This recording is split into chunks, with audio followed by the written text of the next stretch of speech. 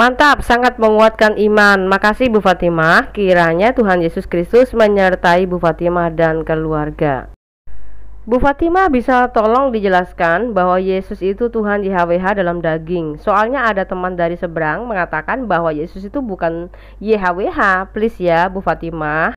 Oke, saya bantu jawab ya. Yang perlu diketahui terlebih dahulu adalah satu, orang di luar Kristus adalah antikris. Karena di luar Kristus hanya menganggap bahwa Kristus itu sekedar nabi. Kedua, karena definisi firman pun berbeda antara Islam dan pengikut Kristus. Contoh, kitab Nabi Yesaya menyebutkan, "Demikianlah firmanku yang keluar dari mulutku, ia tidak akan kembali kepadaku dengan sia-sia, tetapi ia akan melaksanakan apa yang kukehendaki dan akan berhasil dalam apa yang kusuruhkan kepadanya." Dalam Islam, definisi firman hanya sekedar perkataan saja. Contoh seperti membuat segala sesuatu hanya dengan perkataan kun fayakun, maka jadi. Jadi tidak ada ceritanya bahwa firman itu bisa diutus seperti halnya dalam Alkitab. Alkitab juga menjelaskan bahwa segala sesuatu itu dijadikan oleh firman. Berfirmanlah Allah, jadilah terang, lalu terang itu jadi. Maka dalam Yohanes 1 ayat 3, segala sesuatu dijadikan oleh Dia, dan tanpa Dia tidak ada sesuatu pun yang telah jadi dari segala yang telah dijadikan. Yohanes 1 ayat 9, terang yang sesungguhnya yang menerangi setiap orang sedang datang ke dalam dunia. Pemahaman ini tidak ada di dalam ajaran Islam. Yohanes 1 ayat 10, ia telah ada di dalam dunia dan dunia dijadikan olehnya, tetapi dunia tidak mengenalnya. Yohanes 1 ayat 11, ia datang kepada milik kepunyaannya, tetapi orang-orang kepunyaannya itu tidak menerimanya. Artinya kita adalah kepunyaannya, tetapi kita adalah orang yang sulit menerima dan tidak mempercayainya, karena memang dia bukanlah manusia seperti kita. Yohanes 1 ayat 14, firman itu telah menjadi manusia dan diam di antara kita, dan kita telah melihat kemuliaannya, yaitu kemuliaan yang diberikan kepadanya sebagai anak tunggal Bapa, penuh kasih karunia dan kebenaran. Orang antikris tidak mengenal Kristus. Orang antikris tidak mengenal Bapa maupun anak. Orang antikris tidak pernah mengenal bahwa firman itu datang sebagai manusia. Sebab banyak penyesat telah muncul dan pergi ke seluruh dunia yang tidak mengaku bahwa Yesus Kristus telah datang sebagai manusia. Itu adalah si penyesat dan antikristus. Jelas si antikristus selalu mengatakan hal-hal yang penuh dusta. Siapakah pendusta itu? Bukankah dia yang menyangkal bahwa Yesus adalah Kristus? Dia itu adalah antikristus, yaitu dia yang menyangkal baik Bapa maupun anak. Jangan heran banyak orang tidak tahu sehingga mereka terlalu cepat menyimpulkan. Tuhan kok bisa beranak? Bidanya siapa? Itulah tandanya orang yang disebut antikris. Dan itulah orang yang tidak mengenal Kristus tapi sok akrab dan sok tahu. Tapi kan Yesus itu cuma makhluk ciptaan, Bu Fatimah. Dia jelas wujudnya saja manusia. Berarti Yesus cuma ciptaan. Ini dalilnya. Kolose 1 ayat 15. Ia adalah gambar Allah yang tidak kelihatan, yang sulung, lebih utama dari segala yang diciptakan. Tuh kan, dia cuma ciptaan loh Bu Fatimah. Artinya ayat ini adalah segala sesuatu itu tidak ada yang jadi tanpa dia. Dan segala ciptaan yang diciptakannya itu belumlah ada, tetapi dia sudah ada. Ini maksudnya, makanya disebutnya adalah yang sulung, lebih utama dari segala yang diciptakan. Jadi dianya tuh sudah ada dari segala yang diciptakannya, begitu. Makanya Yesus mengatakan dalam Yohanes 8 ayat 58, kata Yesus kepada mereka, "Aku berkata kepadamu, sesungguhnya sebelum Abraham jadi, aku telah ada." Wahyu 1 ayat 8, "Aku adalah Alfa dan Omega, firman Tuhan Allah yang ada dan yang sudah ada dan yang akan datang, yang maha kuasa. Tapi Islam kok gak percaya, Bu Fatimah? Ya iyalah, dia kan bukan orang Kristen, kan kitabnya gak ngomong begitu. Nah, pertanyaannya, kalau kamu ingin tahu mengenai masalah tentang Yesus, siapa yang mau kamu percaya? Dan siapa yang mau kamu ikuti? Dan kitab apa yang harus kamu imani? Itu pertanyaannya. Nah, bagaimana sikap para pendusta yang selalu memutarbalikkan fakta?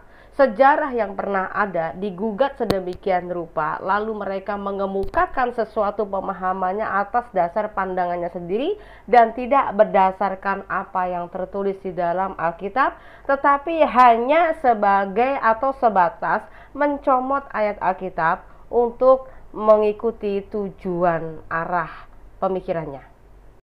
Nabi. Jadi kalau dia yang bilang Yesus Kristus itu beda sama Isa alaihissalam, sama. Kenapa? Isa dalam Islam, Isa Nabi Allah. Yesus Kristus, Yesus Nabi.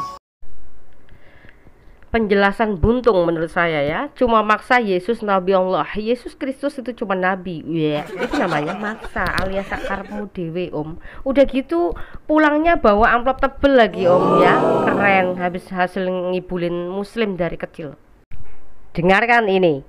Nama Nabi boleh disangkal di depan manusia, tetapi menyangkal Kristus adalah antikris. Alkitab menjelaskan, si pendusta adalah yang menyangkal Yesus adalah Kristus, atau Kristus hanya diartikan sebagai nabi saja. Lukas 12 ayat 8, Aku berkata kepadamu, setiap orang yang mengakui aku di depan manusia, anak manusia juga akan mengakui dia di depan malaikat-malaikat. Jika Kristus hanya sekedar nabi, maka tidak ada pengaruhnya ketika orang tidak mempercayainya atau tidak mengakui dirinya di hadapan manusia. Karena itu tadi aku berkata kepadamu bahwa kamu akan mati dalam dosamu, sebab jikalau kamu tidak percaya bahwa akulah dia, kamu akan mati dalam dosa. Tidak ada nabi yang bisa berkata seperti ini, karena memang nabi bukanlah pengampun dosa atau penebus dosa atau disebut juru selamat. Lukas 12 ayat 9, Tetapi barang siapa menyangkal aku di depan manusia, ia akan disangkal di depan malaikat-malaikat Allah. Menyangkal karya Tuhan yang memiliki otoritas maha kuasa atau sebagai Bapa, dan menyangkal karya Tuhan yang merendahkan diri atau disebutnya anak, disebutnya adalah si pendurhaka. Dan ini adalah ciri antikris yang nyata, dan kebanyakan mereka adalah orang yang dari antara kita. Memang mereka berasal dari antara kita, tetapi mereka tidak sungguh-sungguh termasuk pada kita. Sebab jika mereka sungguh-sungguh termasuk pada kita, niscaya mereka tetap bersama-sama dengan kita. Tetapi hal itu terjadi supaya menjadi nyata bahwa tidak semua mereka sungguh-sungguh termasuk pada kita. Menyangkal Yesus yang adalah Kristus tidak memiliki sesembahan yang benar. Menyangkal Yesus yang adalah penebus tidak mendapat pengampunan dosa. Terus, apakah kita mau main percaya saja dengan sangkalan-sangkalan mereka? Jadi, kalau ada orang non-Kristen mengatakan Yesus bukan YHWH itu sendiri, maka sesungguhnya orang itu sedang mengamat-amati mukanya sendiri di depan cermin. Lah, sesembahnya sendiri saja tidak ada kejelasan, kok hobinya mengoreksi kitab orang. Yakobus 1 ayat 23, Sebab jika seorang hanya mendengar firman saja dan tidak melakukannya, ia adalah seumpama seorang yang sedang mengamat-amati mukanya yang sebenarnya di depan cermin. Ini hidung gua bukan ya? Selanjutnya, berfirmanlah Allah kepada Musa, Akulah Tuhan atau YHWH. Aku telah menampakkan diri kepada Abraham, Ishak, dan Yakub sebagai Allah yang Maha Kuasa. Tetapi dengan namaku Tuhan, aku belum menyatakan diri. Allah dalam Alkitab bukan nama, tetapi setara dengan sebutan dewa atau bisa dikatakan sesembahan. Nama YHWH adalah nama yang belum dinyatakan. Pertanyaannya, kenapa Yahudi belum percaya bahwa Yesus itu Kristus, yaitu gelar agung yang tidak dimiliki semua nabi manapun di dunia ini? Karena Yahudi dari mulanya sudah sering dikecam Yesus karena kemunafikannya. Jadi mereka sudah kehilangan citra cintanya pada sesama karena hanya fanatik semata pada agamanya. Jadi mereka lebih cenderung sibuk dengan ritual keagamaannya saja, tetapi justru menyangkal bahwa nama yang dinubuatkan sudah digenapi atau dinyatakan. Dengar baik-baik kalimat Yesus ini. Yohanes 17 ayat 6. Aku telah menyatakan namamu kepada semua orang yang engkau berikan kepadaku dari dunia. Mereka itu milikmu dan engkau telah memberikan mereka kepadaku dan mereka telah menuruti firman-Mu. Apakah kitabnya orang Yahudi beda dengan kitab kita? Tidak, tapi sama. Hanya belum percaya pada kedatangannya saja. Inilah hidup yang kekal itu, yaitu bahwa mereka mengenal Engkau, satu-satunya Allah yang benar, dan mengenal Yesus Kristus yang telah Engkau utus. Demikianlah firman-Ku yang keluar dari mulut-Ku, ia tidak akan kembali kepadaku dengan sia-sia, tetapi ia akan melaksanakan apa yang Ku kehendaki dan akan berhasil dalam apa yang Kusuruhkan kepadanya. Perhatian buat anak-anak Tuhan, sekali lagi saya ingatkan, jangan percaya dengan orang non-Kristen yang cuma punya modal ayat comotan, tetapi kita sudah menelusuri semua apa yang tertulis menjadi fakta historis yang tidak bisa terbantahkan.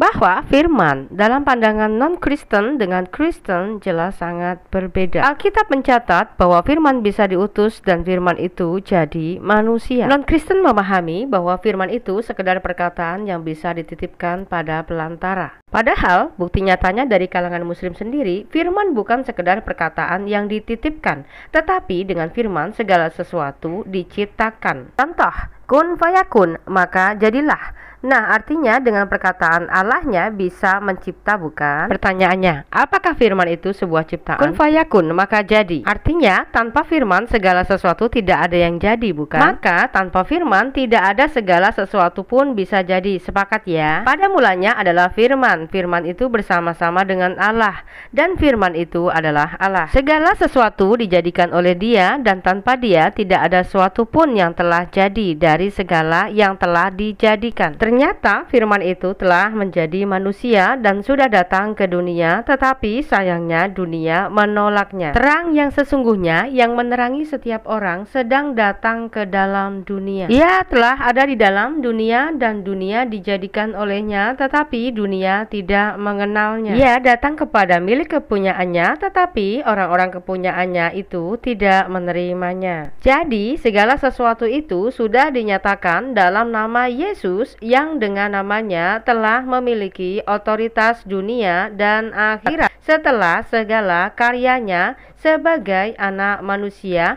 sudah selesai. Perhatikan kalimat Tuhan JHWH kepada Nabi Yesaya ini. Akulah Tuhan dan tidak ada juru selamat selain daripadaku. Perlu diketahui bahwa tidak ada pemahaman yang seperti ini di dalam ajaran Islam. Akulah yang memberitahukan, menyelamatkan, dan mengabarkan, dan bukanlah Allah asing yang ada di antaramu. Kamulah saksi-saksiku. Demikianlah firman Tuhan, dan akulah Elohim atau Allah. Mohon perhatikan. 1. Akulah yang memberitahukan.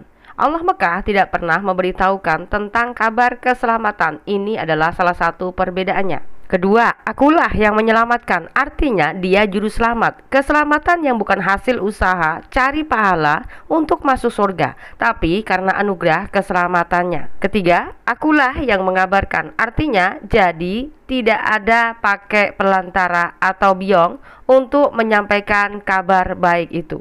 Jadi buat orang Kristen jangan ragu lagi kalau Yesus adalah Tuhan YHWH itu sendiri. Dia sudah menyatakan namanya ke dunia ini, yaitu Yesus Kristus, Juru Selamat manusia.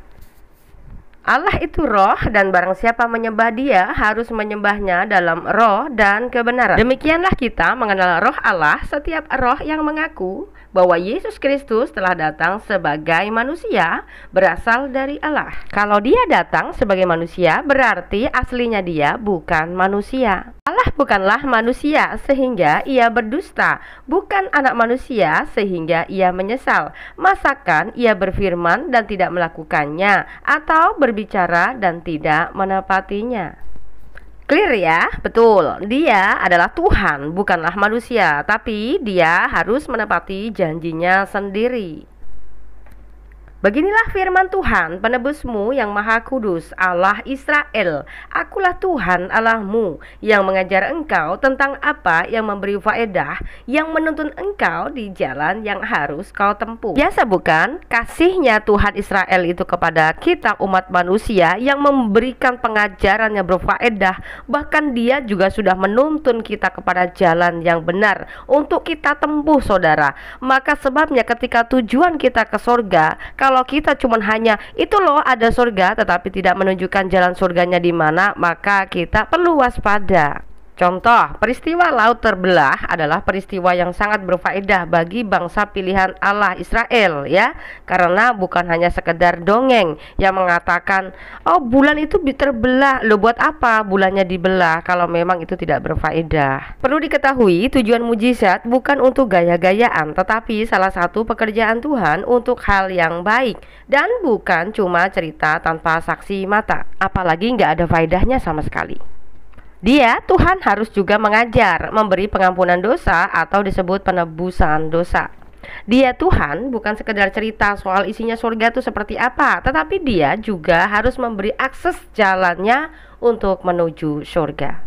Akulah jalan dan kebenaran dan hidup. Tidak ada seorang pun yang datang kepada Bapa kalau tidak melalui aku. Dia cuma jalan, Bu Fatimah, dia bukan Tuhan. Baik, jika dia hanya nabi bagi Anda, kenapa Anda memilih nabi yang lain yang tidak bisa membawa Anda ke surga? Demikianlah penjelasannya yang singkat ini. Untuk kesempurnaannya silakan Anda semuanya boleh belajar Alkitab sendiri dari awal sampai akhirnya supaya Anda bisa memahami 100% siapa Yesus.